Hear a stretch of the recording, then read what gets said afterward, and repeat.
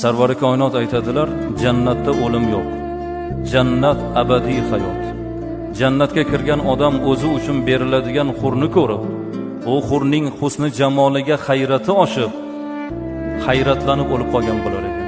Shunda Ummu Salama onamiz aytdilarki, yo Rasululloh, bo'lmasa jannatga kirgan odam jannat hurlari bilan bo'lib ketib, dunyoni ayoli bir chetda qolib ketadimi deganda, Sarvari koinot aytdilar, bal nisa'ud dunya afdal bi 70 marra.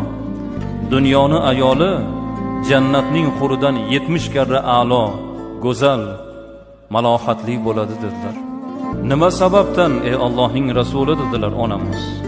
Sarvari koinot aytdilar, agar dunyoning ayolini qalbida iymon bo'lsa, eriga Xudoga itoati bo'lsa, savmu saloti bo'lsa, dini diyonati bo'lsa, jannatning huridan 70 karra a'lo.